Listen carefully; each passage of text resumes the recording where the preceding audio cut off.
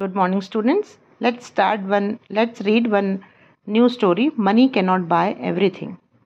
पैसा सब कुछ नहीं खरीद सकता. Okay. So Gil was an 8-year-old boy. Gill जो है वो एक 8 साल का लड़का है. Was जो है ये हेल्पिंग वर्ब क्यों लगा है? क्योंकि हम ये पुरानी बात कर रहे हैं, पास्ट की बात कर रहे हैं, इसलिए इसमें हेल्पिंग वर्ब was लगेगा. An is आर्टिकल और ये 8 के आगे एन का यूज़ हुआ है. क्यों हुआ है? Because E is vowel sound. E से हमको वॉवल साउंड मिल रहा है ए, इसीलिए इसमें हमने इसको एन को लगाया है. 8-year-old boy. जब फुल स्टॉप आता है तो हमको वहाँ पर 1 सेकेंड के लिए थोड़ा सा पॉज लेना चाहिए. ओके. सो आपका जो रीडिंग है वो फुल इंटोनेशन के साथ होना चाहिए, प्रॉपर उतार चढ़ाव के साथ आपको पढ़ना चाहिए. जैसे Gill was an 8-year-old boy. He was the only child of his parents. Gill जो था, ही वॉज लड़के के लिए ही लगाते हैं हम, इसलिए अब बार बार हम गिल का उपयोग नहीं करेंगे अब स्टोरी में. गिल जो है नाउन है और ही जो है वो प्रोनाउन है, क्योंकि वो गिल के जगह पर आ रहा है. तो pronoun is a word which is used in place of noun. And यदि यहाँ पर लड़की का नाम होता तो हम यहाँ पर शी यूज़ करते. Right. So he was the only child of his parents. जो गिल था वो अपने पेरेंट्स का, अपने माता पिता का एक ही ओनली चाइल्ड, मतलब एक ही बच्चा था. Gill's father was too busy to spend time with his son. अब गिल के जो फादर थे, उसके जो पापा थे, was too busy to spend time with his son. Too busy to मतलब कि वो इतने बिजी थे कि वो उसके साथ टाइम स्पेंड भी नहीं कर पाते थे. He came home after Gill had slept and remained fast asleep by the time Gil left for school. जब वो आते थे, गिल हैड स्लेप्ट, ठीक है ना. स्लेप्ट जो है सेकेंड फॉर्म है वर्ब का. ही केम होम आफ्टर, वो कब घर आते थे? He came home after Gill had slept. जब गिल सो जाता था तब वो घर आते थे. एंड रिमेन्ड फास्ट अस्लीप, और रिमेन्ड सेकेंड फॉर्म है वर्ब का. सोते रहते थे, बहुत फास्ट अस्लीप मतलब गहरी नींद में सोते रहते थे. By the time Gill left for school, और तब तक गिल जो था वो स्कूल चला जाता था. Gill yearn for his father's company. Gill को अपने पिताजी के साथ रहना बहुत अच्छा लगता था, और वो उनके साथ रहने के लिए उनकी कंपनी मतलब वो कंपनी नहीं जहाँ पर काम होता है. कंपनी का मतलब होता है साथ. तो वो हमेशा उसके पेरेंट्स के, उसके फादर के साथ समय बिताने के लिए बहुत ही इच्छुक रहता था. One Saturday evening Gill kept awake till his father arrived. एक दिन सैटरडे इवनिंग को गिल जो था वो केप्ट अवेक, मतलब वो अवेक यानी जागते रहना. कब तक? टिल जब तक या तब तक के लिए यूज़ करते हैं हम. कब तक जागता रहा? टिल हिज फादर अराइव, जब तक उसके पिताजी, उसके पापा नहीं आ गए तब तक वो क्या जागता रहा.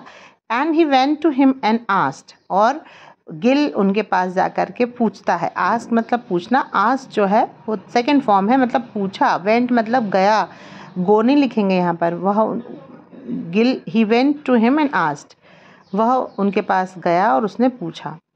Father, how much do you earn in a day?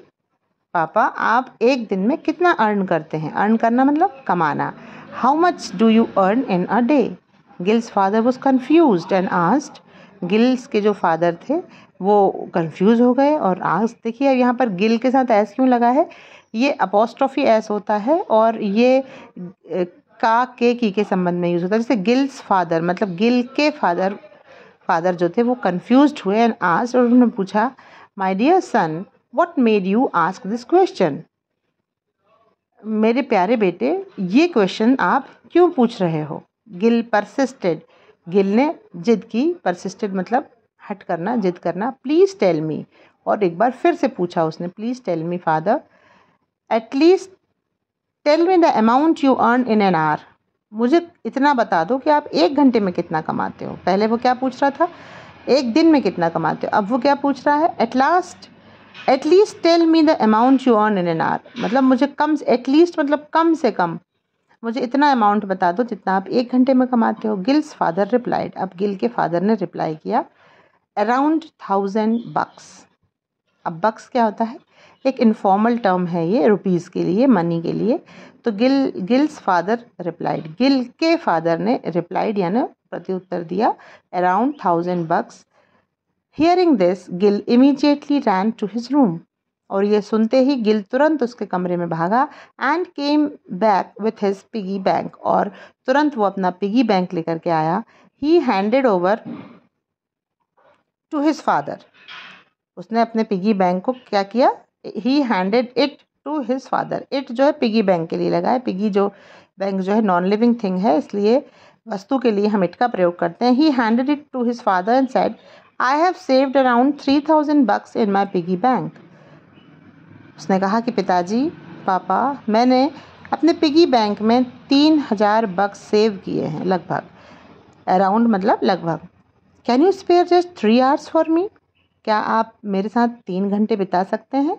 और उन 3 घंटे के बदले में आपको क्या दूंगा? ये 3000 bucks दे दूंगा। बच्चे कितने भोले होते हैं। I want you to accompany me to watch a movie and then go for dinner. कितनी उसकी छोटी सी इच्छा थी उस प्यारे से बच्चे की कि उसको उसके पापा के साथ एक मूवी देखने जाना था, to watch a movie and then go for dinner, और फिर उसको डिनर करने, डिनर रात के खाने को कहते हैं, तो उसको उनके साथ डिनर करने जाना था। और उस बच्चे ने उस पिताजी को आश्चर्यचकित कर दिया। His father was taken aback. Taken aback means surprised, भौचक्के रह जाना, सरप्राइज्ड हो जाना। देखिए बच्चा दिख रहा है चित्र में, वो पिगी बैंक अपने पिताजी को दे रहा है, और पिताजी कितने आश्चर्यचकित हो रहे हैं, कितने सरप्राइज्ड हो रहे हैं, और ये कह सकते हैं आप कि वो अबाक रह गए। Gills father was lost for the words, और अब गिल के फादर के पास कोई शब्द नहीं थे कहने के लिए। एंड एम्ब्रेस्ड हिज सन, और उन्होंने अपने बेटे को गले लगा लिया, एम्ब्रेस्ड कर लिया। और इस स्टोरी से हमको एक मॉरल लेसन मिलता है कि time is the biggest gift parents can give to their children. समय जो है वो सबसे बड़ी गिफ्ट है। कोई भी पेरेंट्स अपने बच्चे को समय अगर देते हैं बचपन में, उनको अच्छी बातें सिखाते हैं, उनको पढ़ाते हैं, उनको लाइफ की वैल्यूज़ सिखाते हैं, तो वो आगे चल कर के एक बहुत ही जिम्मेदार, एक रिस्पॉन्सिबल सिटीज़न बनते हैं। So it's was a nice story. Whatever I have told you, please keep those things in mind when you are reading. If it's interrogative sentences, you read like that only. Question वाले जो प्रश्नवाचक वाक्य होते हैं, statement को हमको एक अलग प्रकार से रीड करना होता है। तो with proper intonation you should read. So thank you for watching, and if you find this story to be useful, please share with your friends. Thank you.